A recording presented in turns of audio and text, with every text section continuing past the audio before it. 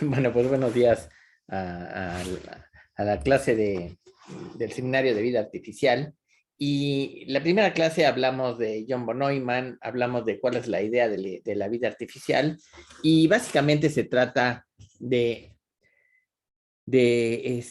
poner los elementos más comunes de la vida, o sea, conceptualmente, y usar la computadora para simular estos eventos, ¿no? Por ejemplo, podemos simular los eventos de sobrepoblación, ¿no? Cuando hay sobrepoblación, ¿qué pasa? Hay muchos modelos y simulaciones al respecto, ¿no? De hecho, en ecuaciones diferenciales se habla del problema de depredador-presa, ¿no?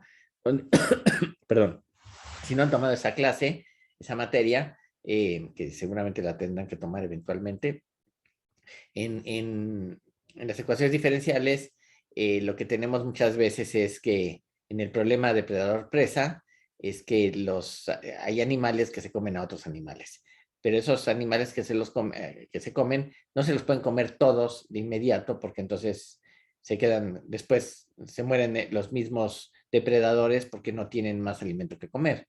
Entonces se crea un equilibrio, entonces los depredadores matan animales para comérselos, pero no matan a todos los animales, sino que permiten que haya la reproducción de los mismos. De hecho, les cuento una historia breve. Yo tenía un amigo que es físico también, eh, Carlos Manterola, creo que se llama, que le gustaba ir a cazar patos y yo ponía mi cara de reprobación ante esa situación y me decía que gracias a la cacería de patos, que se respetan las vedas, ¿sí? Había más patos que nunca. Entonces, él con eso justificaba ese derecho como pues a dispararles y matarles, ¿no? O sea, a mí que me parece ridículo que el ser humano dispare un arma de fuego, o sea, un rifle, y le dispare a pues, animales que son indefensos, ¿no? Y que están volando ahí, que de pronto los matan así. Pues es ridículo, me parece. Pero bueno, finalmente, este, los seres humanos también matamos otros animales para comer y, en fin, siempre se puede argumentar al respecto, ¿no? Pero bueno, el caso está en que en la vida artificial, sobre todo como la queremos ver nosotros, que es la vida artificial suave, ¿no? No es la húmeda, que es usar química para hacer eso, ¿no? O la vida artificial dura, que vendría a ser como hagamos robots que simulen los eventos de la vida, ¿no? Nosotros hacemos simulaciones con la computadora para tratar de encontrar algunos elementos y conclusiones al respecto de las reglas que hacen que los seres que armamos o que ponemos en las pantallas de computadoras se comporten de cierta manera, ¿no? Y von Neumann hizo ese primer trabajo, lo hizo mucho antes de que se existiera hasta el término de vida artificial, y le llamaron autómatas celulares, básicamente, ¿no? Y estos autómatas son pequeños robots que cumplen ciertas funciones y que se comportan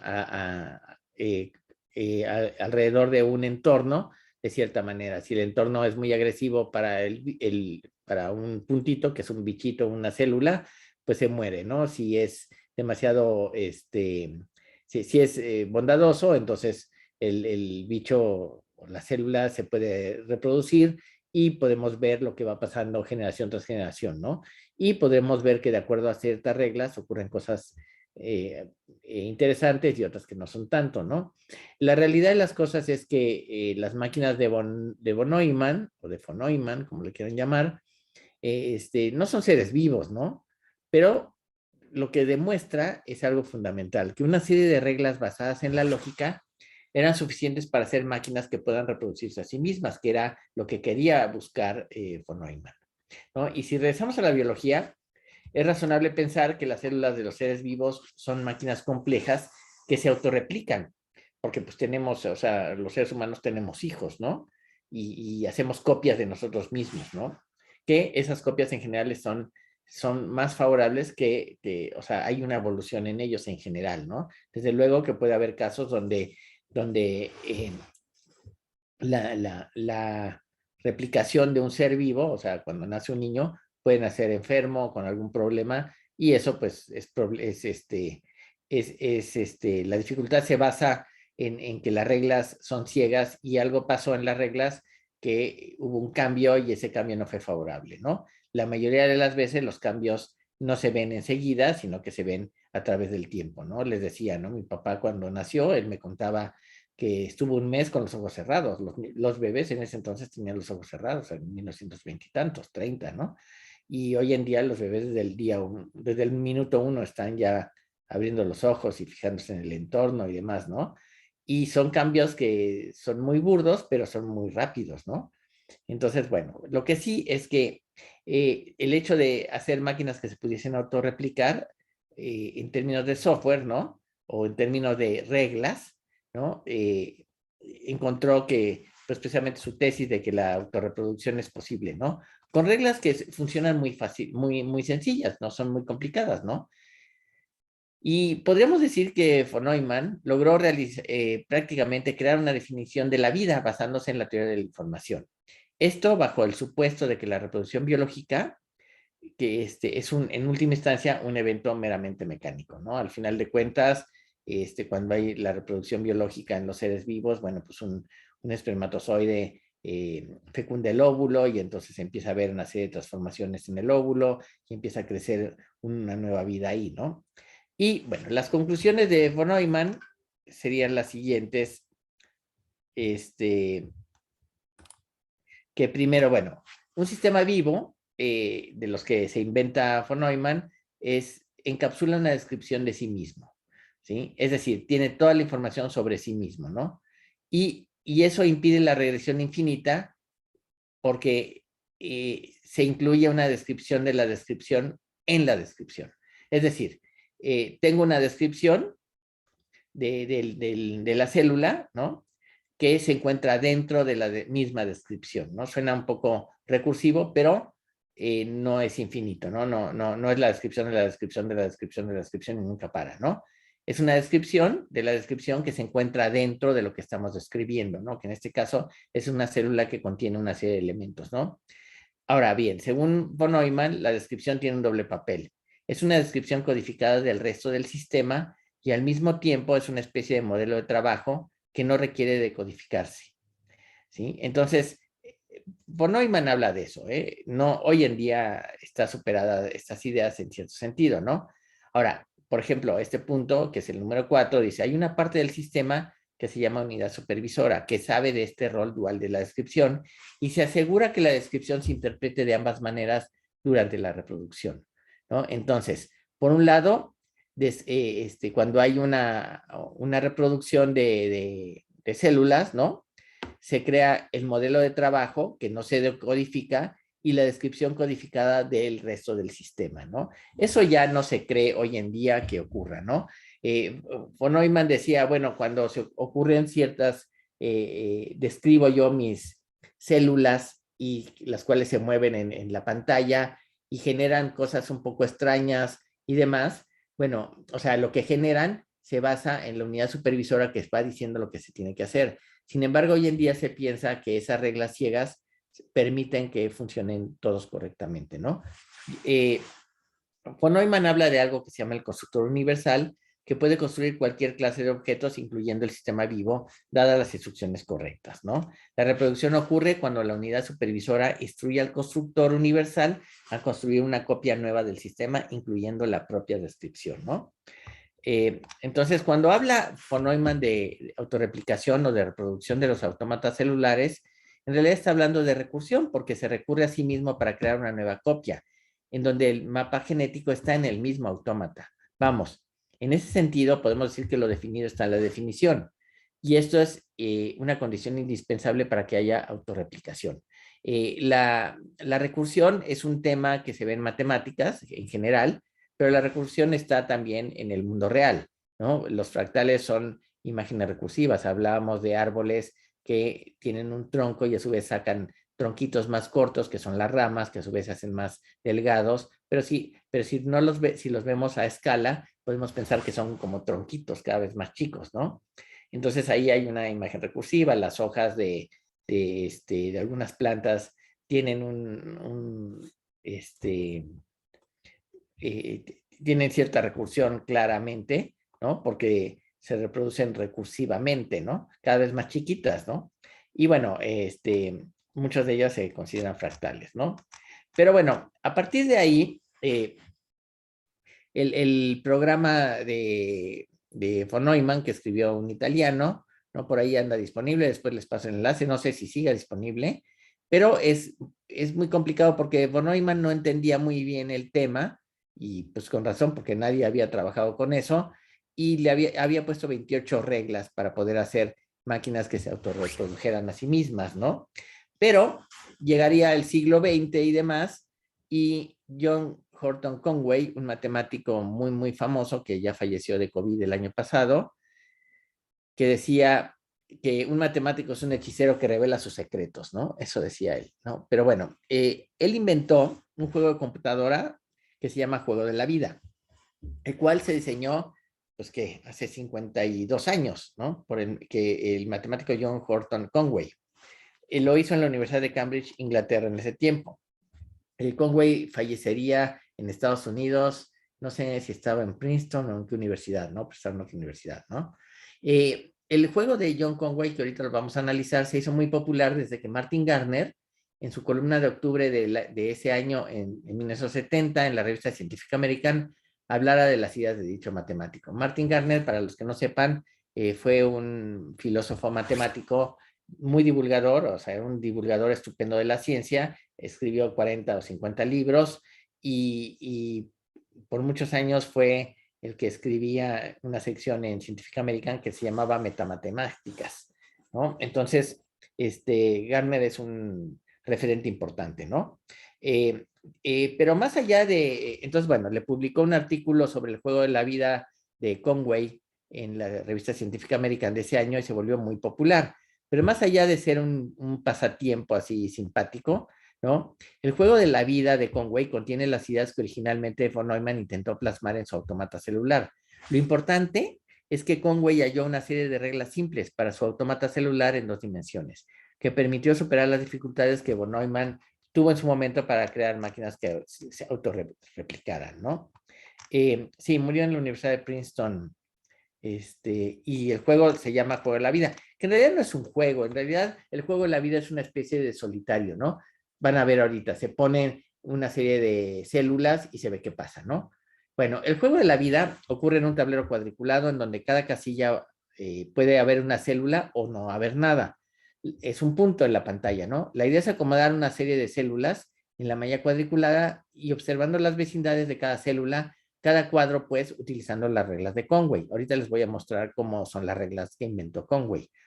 Es impresionante porque las reglas de Conway son muy buenas, funcionan muy bien y se calcula la nueva generación a través de esas reglas para saber cómo va a quedar en la siguiente generación las células de acuerdo a las reglas que Conway genera para poderse reproducir o morirse, ¿no? Por ejemplo, puede verse que el juego de la vida, pues no es un juego de video, ¿no?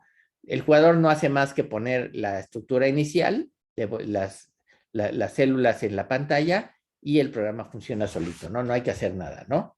Bueno, primero, las reglas de la evolución del juego de la vida son las siguientes. La primera es no debe haber ninguna configuración inicial para la que pueda demostrarse fácilmente que la población crecerá ilimitadamente. Segundo, no deben existir configuraciones iniciales que aparentemente crezcan indefinidamente. Y tercero, han de existir configuraciones iniciales sencillas que crezcan y cambien durante periodos de tiempo considerables antes de acabar en una de estas 3 posibilidades. A, extinguirse completamente, ya sea porque están superpobladas, entonces mueren por superpoblación, o le llaman también excesivo enrarecimiento, ¿no? B, adoptar una configuración estable, invariable en el tiempo, y entonces cada generación siempre se mantiene igual, se llaman naturalezas muertas a todo esto. Y una tercera posibilidad es entrar en una fase oscilatoria, donde se repitan sin fin cíclicamente 2 o más estados. Ok, ahora les voy a decir cómo vamos a ver el juego de la vida en una página web, y van a ver cómo funciona, ¿no? Las reglas que se definan para el juego de la vida deben ser tales que la conducta de la población de los bichos que hay, ¿no? Resulte a un tiempo interesante e impredecible. Las reglas de evolución dadas por Conway, también se llaman reglas genéticas, son realmente sencillas y si pensamos en esto, Conway de veras, no sé si las descubrió o las inventó, pero poco a poco llegó a las conclusiones correctas, ¿no? Y entonces, bueno, tomemos un plano cuadriculado de dimensiones infinitas, no importa el tamaño, que puede ser muy grande, ¿no? Cada sitio, cada cuadro tiene, o sea, que en una cuadrícula tienes un sitio o una casilla, ahí pones algo y tienes 8 casillas vecinas. 4 son ortogonalmente adyacentes y en diagonal tienes también 2, en vertical 2 y en horizontal 2. En cada sitio es posible poner un valor binario, hay célula o no hay célula, ¿sí? En esa casilla. Y las reglas son, estas son las grandes reglas de Conway, que son solo 3, no son 28 como hizo von Neumann, ¿no? Uno, la supervivencia. Cada célula o ficha que yo ponga, que tenga 2 o 3 fichas vecinas, sobrevive. Es decir, yo tomo esa célula y veo alrededor si tengo 2 o 3 fichas vecinas, y entonces en la siguiente generación esa casilla se mantiene viva, o sea, ahí se mantiene una célula, ¿sí? Y pasa a la generación siguiente. Fallecimientos ocurren cuando cada ficha que tenga 4 o más fichas vecinas muere. Entonces la ficha se quita del tablero. Es decir, yo tengo una ficha y veo el alrededor. Si tengo más de, tengo en el alrededor 8 posibles fichas.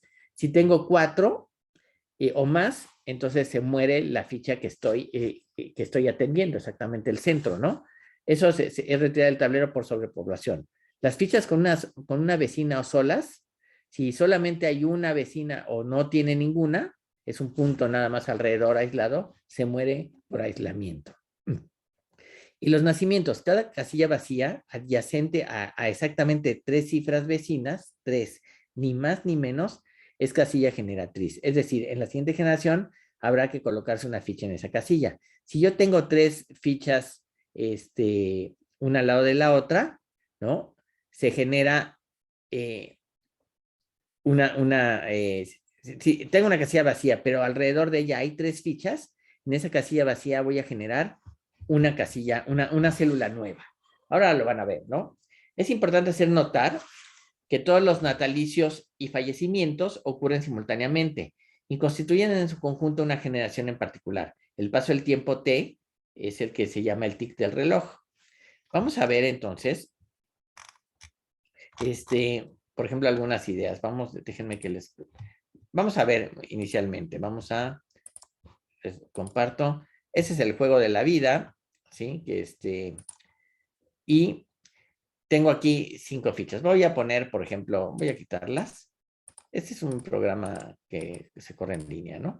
Entonces, por ejemplo, si pongo una ficha nada más y le digo que inicie, en la siguiente generación se muere porque no hay nada alrededor, ¿no? Ahora fíjense, si pongo reset, stop, si pongo una ficha, otra ficha y otra ficha, estas 3 fichas deben generar esta en el centro, eventualmente como generadora, porque tengo 3 fichas adyacentes a esta. Entonces, si inicio, fíjense cómo se inició y se puso, pero después se murió, ¿no? Entonces, si yo pongo, por ejemplo, así, 3 fichas, ¿sí? Fíjense, esta ficha de acá, esta que prendo y apago, esta que estoy prendiendo y apagando, solamente tiene 2 fichas adyacentes. Pero si pongo una aquí, tengo 3 fichas adyacentes, entonces aquí se debe generar una ficha. Y del otro lado igual, ¿sí? Aquí no genero, porque solamente son 2 las que están adyacentes. Aquí sí genero y acá no genero. Entonces, ¿qué debe pasar si hago esto? Bueno, se va a generar una ficha acá y otra ficha acá, ¿de acuerdo?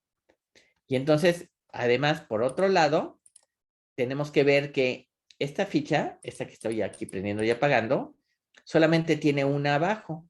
Entonces se va a morir por aislamiento. Esta de acá también solamente tiene una ficha arriba, se va a morir por aislamiento. Fíjense lo que pasa cuando he hecho andar esto, ¿sí? Cada tic del reloj se está moviendo y va generando, esta es una señal de tránsito, le llaman, ¿no? ¿Ok? Entonces, las reglas se comportan simultáneamente, hay que calcularlas todas para la siguiente generación. Entonces, este es un ejemplo de una regla de una automata muy sencilla que genera un sistema que se va alternando, ¿no? Que lo que va haciendo es ¿cómo se llama? Va, ¿cómo se llama esto? Pero no encuentro la palabra. Entra en una fase oscilatoria, eso es lo que quería decir. ¿Ok? Entonces, ahí tienen un ejemplo, ¿no? Pero voy a parar esto y pongamos algunos ejemplos. Por ejemplo, estas 4 fichas, fíjense, esta ficha tiene 3 adyacentes, entonces se mantiene viva para la siguiente generación. Está igual y está igual. Las 4 fichas se mantienen. Si yo corro esto, ¿sí? Lo ejecuto, el programa del juego de la vida, pues sigue manteniendo esto, pero aquí esto no se mueve, esto le llaman una naturaleza muerta. Hay más naturalezas muertas que se han encontrado. Creo que una es esta, que se llama el panal. Creo que se llama el panal esta. A ver si es cierto. El panal también es una de las clásicas naturalezas muertas, ¿no? Voy a poner un panal más grande a ver si es cierto. ¿Ven? Ya no funcionó así. Y fíjense cómo se van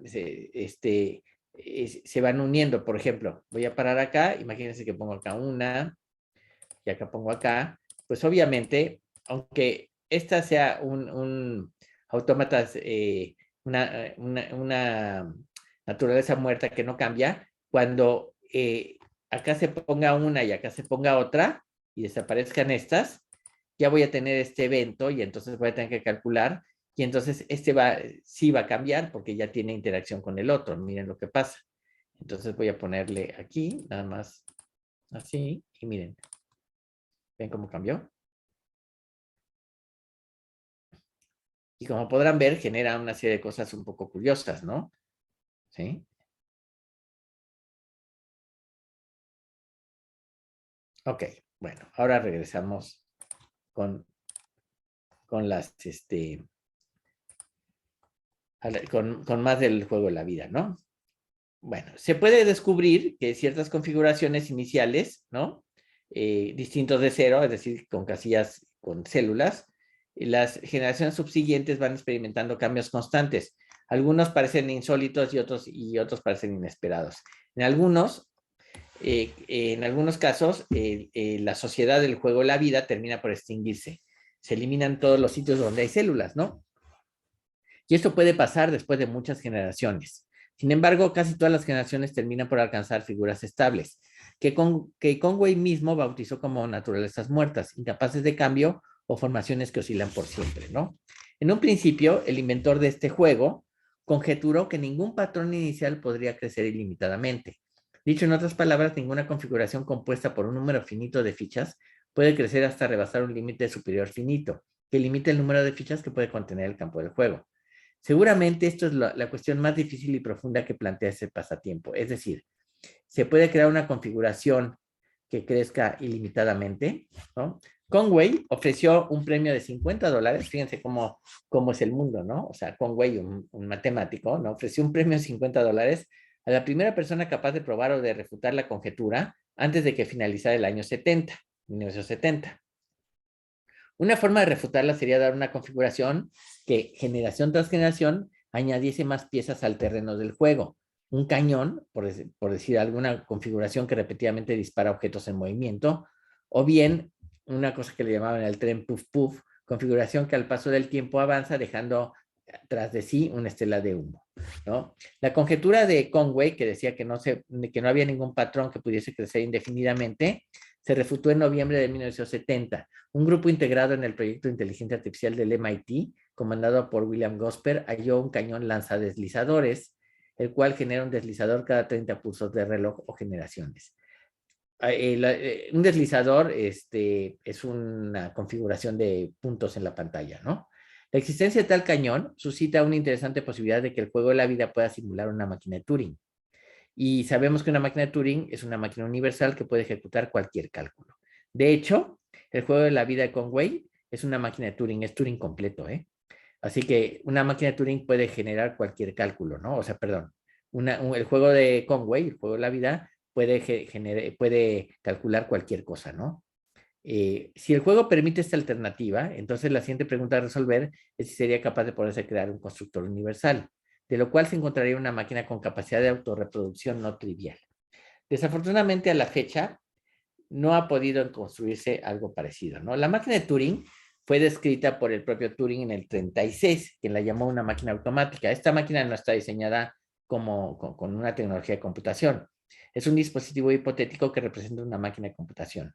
Turing dio una definición en 1948 en su artículo de máquinas inteligentes, refiriéndose a su primera publicación del 36.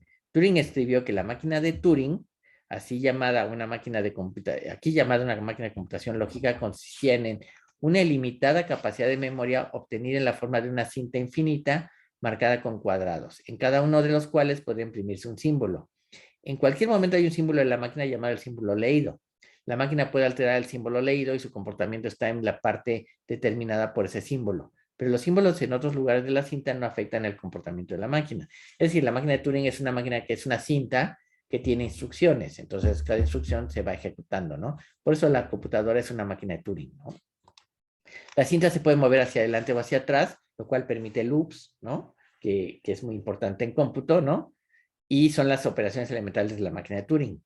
Lo interesante es que en el juego de la vida de Conway puede caracterizarse de acuerdo a esta definición.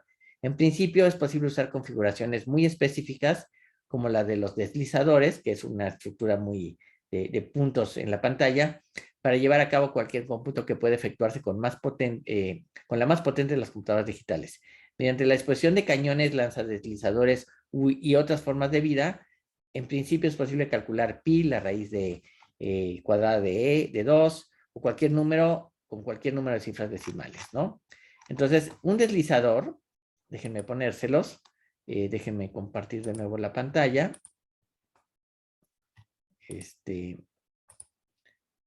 Voy a poner un deslizador déjenme ver cómo va, que no me lo acuerdo. Bueno, un deslizador, le digo, es una estructura que tiene ciertos puntos. Entonces es un punto acá, otro acá, después tiene 3 puntos acá abajo. ¿Ok? Bueno, esta estructura se llama deslizador.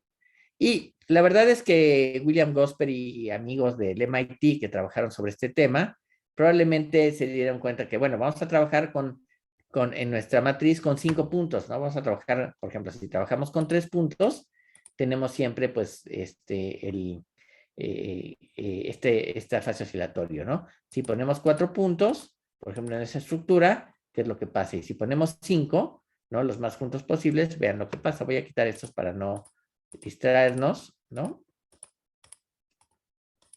Oh, y miren,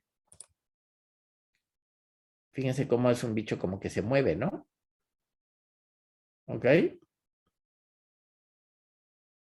Y ya se fue. ¿Ok? Entonces, bueno, si pongo otro acá, entonces este bicho se encontró que, se podía mover de un lado a otro, ¿no? Esto que estamos viendo son las diferentes generaciones. O sea, vemos generación tras generación y vamos viendo cómo se van moviendo, ¿no? En el cálculo que hacemos del juego de la vida, tenemos que hacerlo siempre simultáneamente para ver todos los cambios para la siguiente generación, ¿no? ¿Ok? Entonces el deslizador es uno de los puntos de los sistemas más importantes que le llaman glider también del juego de la vida. Bueno, uno de los problemas no resueltos del juego de la vida, y ese téngalo presente, es que no existe una manera de demostrar cómo va a quedar la generación después de haber visto, por ejemplo, las primeras 100, ¿sí? Tenemos que, en este caso, tenemos que hacer la simulación de cada uno de del fenómeno, o sea, en el paso del tiempo, generación tras generación. Es decir, no hay forma de saber, por lo menos hasta ahorita, cómo va a quedar, ¿no? En el futuro, ¿no? Por ejemplo, podríamos pensar que como si existiese una función, ¿no? En las funciones, bueno, yo le puedo decir, bueno, ¿qué pasa si le pongo al valor de la función 300 o si le pongo 500 o 700? Bueno, pues la función me da el resultado inmediatamente. Pero aquí no, aquí para poder saber cómo va a quedar la estructura, tenemos que hacer la simulación abiertamente. Por ejemplo, seguimos viendo, están viendo todavía A ver, bueno, no les voy a preguntar, les voy a volver a poner la pantalla. Bueno, les muestro otra vez el juego de la vida y miren, voy a poner así al azar, ¿no?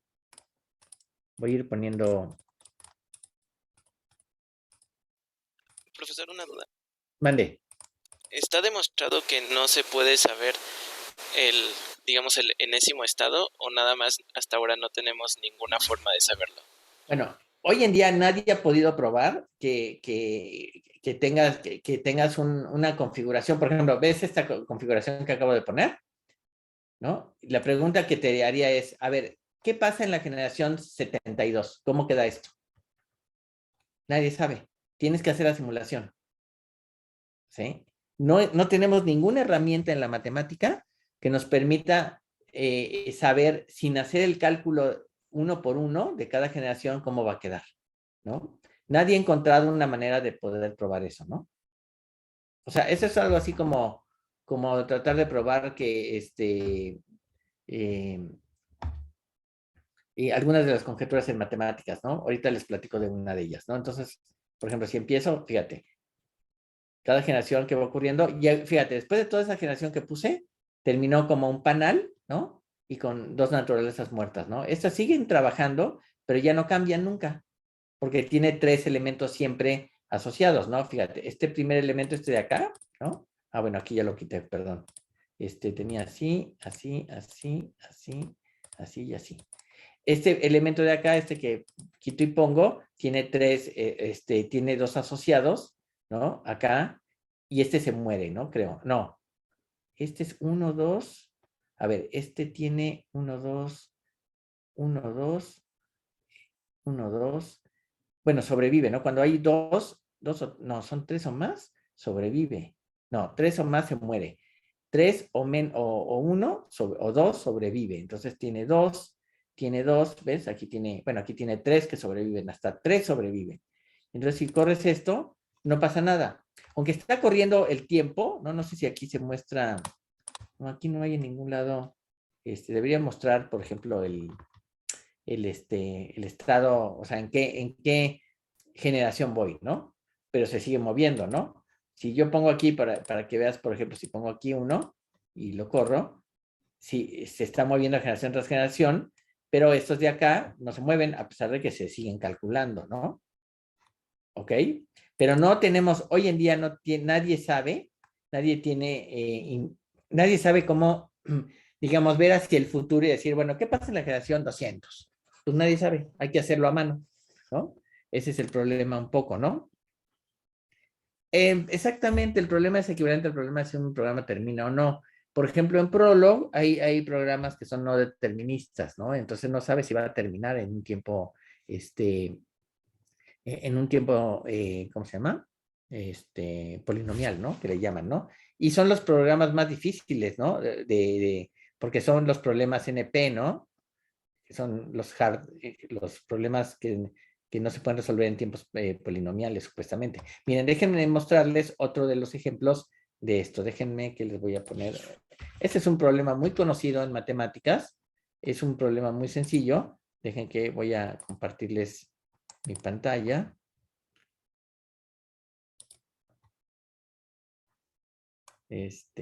Ok, aquí está. Ok, una especie de conjetura, ¿no? Que no está demostrada, que es la conjetura del 3x más 1, 3x más 1. Esta conjetura, 3x más 1. Esta conjetura dice que, por ejemplo, imaginemos que a cada número natural, ¿no? Cada número entero positivo, ¿no? Le voy a poner, le voy a aplicar esta función, ¿no? 3x más 1. Entonces, si tengo 2, entonces 2 por 3, 6, más 1, 7. Si el número que resulta es impar, entonces voy a aplicar 3x más 1 de nuevo. Si el número es par, voy a aplicar, voy a dividir entre 12. Entonces, la regla es la siguiente. Si el resultado de esa operación del 3x más 1 es par, ¿sí? Tomo ese resultado y divido entre 2. Si el resultado es impar, entonces vuelvo a ejecutar 3x más 1 con el resultado, ¿sí? Por ejemplo, pongamos, por ejemplo, 5. Si pongo 5, bueno, 5 lo voy a multiplicar por 3, es impar, lo multiplico 5 por 3, 15, más 1, 16. Me da 16, pero 16 es par, lo divido entre 2, me da 8. El 8 es par, lo divido entre 2, me da 4. Lo divido entre 2 es 2 y lo divido entre 2 me da 1. Pero 1 es impar y es 3 por 1, 3 más 1, 4. Y entonces siempre termino en este ciclo. 4, 2, 1. ¿Ok? Entonces la pregunta es, con este algoritmo, ¿se puede llegar a encontrar que todos los números cumplen, o sea, todos caen en la secuencia que lleva a 1? O sea, 4, 2, 1, ¿o qué es lo que pasa, no? Es decir, cuando llegue a 1 ya no vuelvo a calcular, ¿no? Ya sé que ya acabé y digo que ese número es maravilloso. La conjetura se llama la conjetura de los números maravillosos, o también conjetura de Collatz, ¿no? Ahí por ahí están poniendo en el chat ahí en alguno de los videos. Yo por aquí debo tener, déjenme ver, si tengo mi programa de los números maravillosos. Si no, se los muestro en otro momento. A ver si lo tengo acá.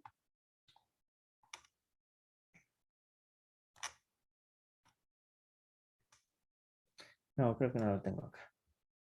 Bueno, yo escribí un programita que hace eso. Nada más voy, una última búsqueda, a ver si está aquí. Tipo.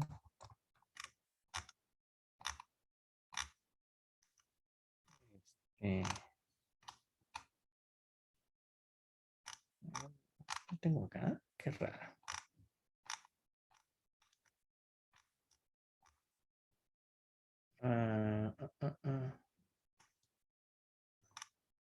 No, creo que no lo tengo acá. Bueno, lo voy a buscar. A ver. Qué raro.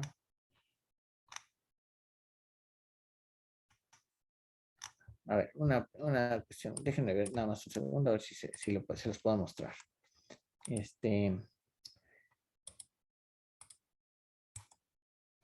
A ver, quizás aquí lo tenga. Yo hice un programita que tiene su gracia. Y la gracia es que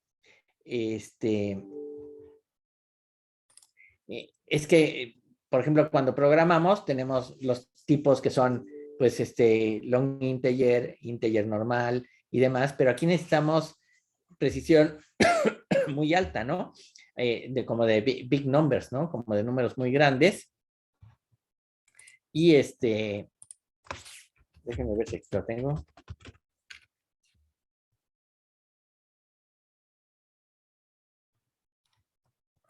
Aquí. Aquí está, creo que aquí sí lo tengo. A ver. Bueno, denme un segundo y ahorita se los muestro.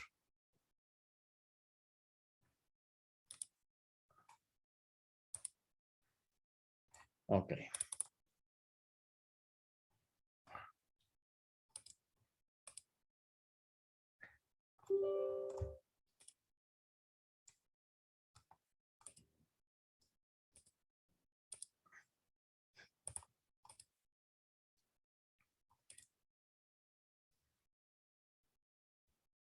Ok, voy a parar esto y voy a compartirles otra vez la imagen.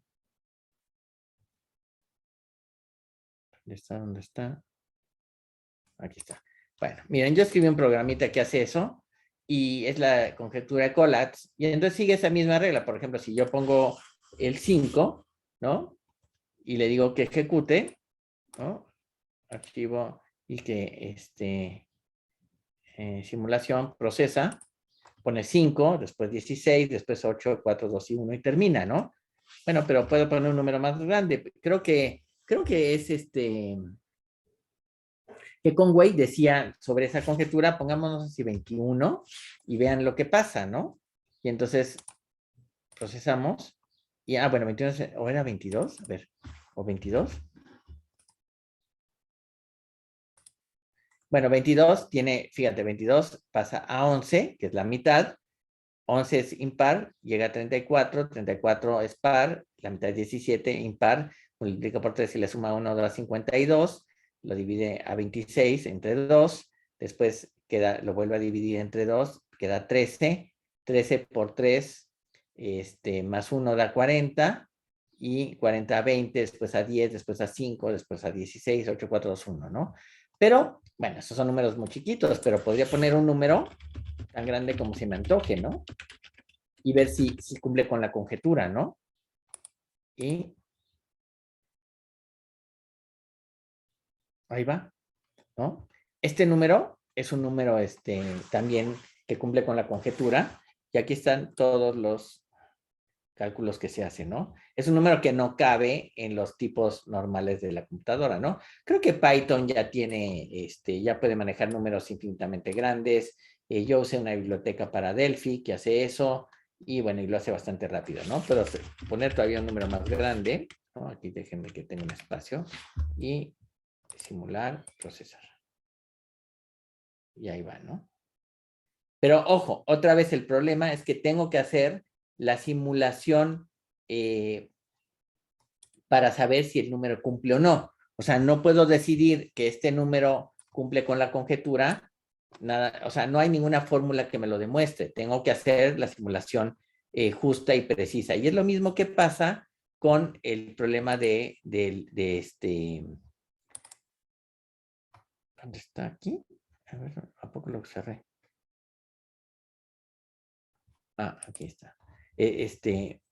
Pasa lo mismo con la conjetura de Conway, ¿no? Con el juego de la vida de Conway, que dice, bueno, si yo pongo una serie de puntos, ¿no? Y aquí los uno con estos, por ejemplo, así. Y aquí pongo estos para acá. ¿Cómo va a quedar cuando inicio, no? ¿Qué pasa en la generación 190? Pues no sé, ¿no? Tengo que hacer la simulación, ¿no? Y fíjate, aquí ya hay dos naturalezas muertas, pero como los bichos se mueven de un lado a otro, de pronto aparecen y desaparecen, se mueren, sobreviven algunos, y entonces eventualmente, después de muchas generaciones, a lo mejor se estabiliza. Hasta ahorita no está estable las configuraciones, unas se mueren, otras desaparecen, esta ya se quedó como oscilatoria. Esa es la naturaleza muerta que, como hubo una interacción con otro punto, se murió. Vamos a ver en qué momento paran. Pero esta simulación no podemos saber qué va a pasar. Tenemos que hacerla a mano, ¿no? Entonces, fíjense, todavía no sabemos qué va a pasar, ¿no? En qué momento se va. Aquí, por ejemplo, algunas naturalezas muertas, ¿no? Ya se estandarizaron, pero otras ahí siguen. Aquí tengo otra naturaleza muerta. Entonces, no sé, no está muy claro, ¿eh? Bueno, el caso está, pues, que voy a parar esto. Lo que tenemos es, en el juego de la vida, es un autómata celular bidimensional, ¿no? El cual no podemos saber su estado en la generación N sin hacer la simulación. Esto es, pues, parte de la teoría de indecibilidad, ¿no? Y sabemos que no hay manera de saber por adelantado si un problema cualquiera se puede resolver o no. Y por consiguiente, no hay forma de saber anticipada qué configuración dada va a dar al final y si se va a llegar a una configuración estable. Conway mismo, en una carta a Martin Garner, comenta, si los deslizadores pueden formar por colisión un pentadecatlón, entonces se pueden producir máquinas autorreplicantes. La cuestión de si una máquina dada es autorreplicante no es decidible, dice Conway en una carta a Martin Garner. Repito, dice, si los deslizadores, estos que hemos visto de 5 puntos, pueden formar por colisión un pentadecatlón, ¿sí? Entonces, se puede producir máquinas autorreplicantes. La cuestión de si una máquina dada es autorreplicante no se puede decidir, no es decidible. Entonces, lo que se sabe es que los deslizadores, los gliders, que son, déjenme que son estos de acá, son estos de acá. Este es un glider, este de acá que estamos viendo, ¿sí? Los deslizadores sí pueden crear pentadecatlones al colisionar. ¿Qué son los pentadecatlones? Pues son 2 o más deslizadoras que generan una configuración de 10 bichos, ¿no? Por lo que en el espacio de configuración del juego es posible construir máquinas autorreplicantes, es decir, máquinas que construyan copias exactas de sí mismas. La máquina primitiva puede permanecer en el espacio o bien ser programada para que se autodestruya para cuando haya sacado una copia a sí misma. Hasta ahora no se sabe de nadie que haya construido una máquina de este tipo, pero si Conway está en lo cierto, es posible construirlas, ¿sí? Lo que se puede hacer es probar diferentes configuraciones de células en el juego de la vida, y es la manera más simple de entender lo que puede pasar generación tras generación. Estos son finalmente los patrones básicos de este juego. Hay 2 maneras de realizar este proceso. Una es a mano, dibujando en una hoja cuadriculada las celdas, las células, y viene el desarrollo generación en generación de acuerdo a las reglas que Conway diseñó. El problema de esto es que es muy fácil cometer errores, ¿no? Entonces, la otra opción es, bueno, también se puede usar un tablero como de Go y poner fichas, ¿no? Pero eso siempre da errores. La otra es hacer un programa de computadoras que permita dibujar las células como el que estamos viendo, ¿no? Y ver las siguientes generaciones, ¿no? Y con las reglas que ya les dije. Esto evita errores humanos y además ya hay muchísimos programas que hacen esto. De hecho, la tarea que les voy a dejar el viernes es hacer su propio juego de la vida. Y les quisiera pedir que desde luego pueden ver muchos juegos de la vida, y hay mucho código abierto de esto, pero inténtenlo ustedes. La idea es que aprendamos en el camino de esto, ¿no? Traten de hacer su propio juego de la vida, ¿no? Y es fácil compararlo poniendo cualquier programa como este que está en línea y ver si lo que estamos haciendo está bien, ¿no? ¿No? Entonces, bueno, pues podemos poner este tipo de naturalezas muertas, por ejemplo, como primeras configuraciones. Miren, configuraciones de naturalezas muertas. Dejen que lo voy a poner aquí más chico. Son, por ejemplo, esta es una naturaleza muerta. Esta que se llama panal es otra naturaleza muerta, ¿sí? La primera se llama bloque. Uno que se llama molde es esta naturaleza muerta que tampoco cambia. ¿Ok? Y uno que se llama bote, que es este. Si corremos esto, bueno, este se mueve, ¿no? Y se mueven estos. Pero estos de acá son naturalezas muertas, ya no se mueven, ¿ok? Son las naturalezas muertas más comunes que hay, ¿no? ¿Ok? Pero también tenemos otros elementos que podríamos pensar que son oscilatorios, y ya vimos algunos. Por ejemplo, vamos a poner, voy a resetear, y voy a poner, por ejemplo, este ya lo vimos, que se llama blinker, ¿no? Este se llama blinker, que es como una señal de tránsito, ¿no? Otro es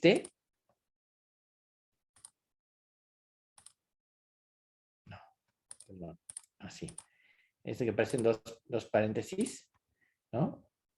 Sí, este es otro que tiene un periodo de 2 también. Miren, los voy a correr.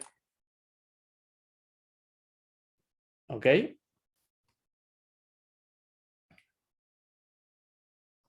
Hay otro que se llama faro, que es que son 2 naturalezas muertas juntas, y cuando se interactúan, hacen esto. ¿Ok? De hecho, hay si ustedes se compran un Arduino o estos elementos de tecnología así para hacer electrónica digital, ¿no? Hay de hecho, hasta brazaletes y pulseras y dijes y no sé qué, con LEDs que tienen el juego de la vida integrado. Entonces tienen alguna configuración como estas, y los foquitos se prenden y se apagan de acuerdo a las configuraciones, ¿no? Lo cual pues es como simpático, ¿no? Y bueno, está el pentómino, que también es el glider, que es ¿no? Que es el que...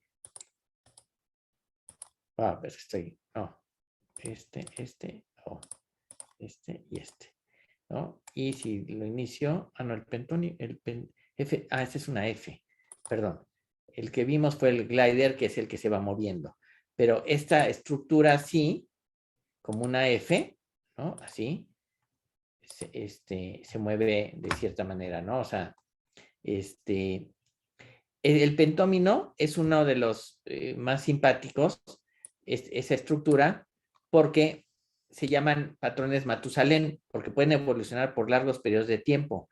Por ejemplo, el primero que se encontró fue el pentómino, ¿no? Y no sé cuántas generaciones pasan hasta que se convierte en algo así como una naturaleza muerta, ¿no? Hay otro que se llama duro de matar, ¿no? Que se los voy a poner, stop, reset, clear, y les voy a poner el duro de matar es este.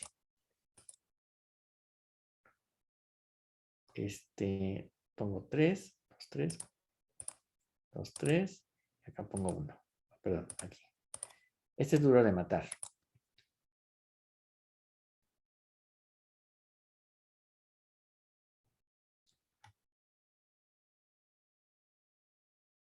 Y como podrán ver, es duro de matar, ¿no? No parece llegar a una configuración estable rápidamente, ¿no? Y ahí va, ¿no? ¿Ok? Sí, la verdad es que está genial, Ketrin, está genial. Bueno, entonces, déjenme decirles que a todo esto, bueno, ya voy a parar acá. Déjenme poner Game of Life. Hay un wiki de Game of Life a todo esto, ¿sí? Donde se ha analizado Life Wiki, es conwaylife.com. Aquí hay cualquier cantidad de cosas, ¿no? Hay mucha información asociada. Hay un programa muy como universal que lo que pretende hacer es que yo pueda cambiar las reglas y ver qué pasa, ¿no? Entonces, por aquí viene, bueno, hay mucha información, hay colección de patrones, bueno, hay de todo, han hecho cualquier cantidad de cosas con esto, ¿no?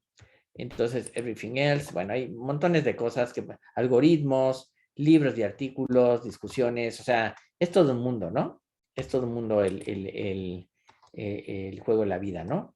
Entonces, bueno, pues obviamente, échenle un vistazo y con esto termino esta clase y seguimos con el juego de la vida, el viernes y ya les dejo su tarea para que se pongan a jugar con ello, ¿vale? Bueno, dudas, comentarios, es el momento. Si no, nos Tengo vamos un par de dudas. Cuéntame. ¿El viernes vamos a tener clase de laboratorio? No creo, no sé, no creo que todavía haya clases de laboratorio porque, pues básicamente es que aquí el laboratorio es con software, ¿no? Entonces lo que sí es que el laboratorista que es César, ¿no? Puede explicarles si tienen problemas para resolver algunas dificultades. Ojo, César no les hace la tarea de resolver las dudas que tengan sobre su posible tarea, ¿no? Pero en principio todavía no. El viernes, las clases son lunes, miércoles y viernes, ¿no? Y entonces después, con Jessica y César, pónganse de acuerdo. Bueno, Jessica, te encargo, ¿no? Sí, de todos modos, chicos, saben que si tienen alguna duda, pues lo podemos ver por el WhatsApp o nos mandan correo y los resolvemos las dudas. Realmente, muchos de ustedes tienen clase a la hora del laboratorio. Ese es el otro problema. Entonces, lo que nosotros nos ha estado funcionando es que si tienen dudas, nos mandan correo o lo atendemos por WhatsApp. O sea, es lo mismo. Ok. Y Pues a la bueno, hora pues que ustedes quieran, no necesariamente a la hora del laboratorio. O sea, me ok, sí, pueden porque mandar. digo, como finalmente tenemos, pues es software, ¿no? El laboratorio es básicamente hacer programas, ¿no? Entonces, no hay mucha necesidad de estar en el salón, ¿no? Entonces, el viernes, les dejo la tarea, vemos los detalles técnicos al respecto y continuamos con este tema, ¿sale? Bueno, Y otra preguntita. ¿Con dime, qué lenguaje de programación trabajaríamos? con el que tú quieras. Con el que tú quieras. Y no, el viernes, Cristian, el viernes hay clase. De todas maneras, independientemente que dejemos la tarea, hay clase. ¿Ok? Y lenguajes de programación, te repito, puedes usar Python, puedes usar Java, puedes usar C, puedes usar Delphi, no puedes usar Visual Basic, no puedes usar ninguna versión de Basic, puedes usar lo que sepas usar mejor, ¿no?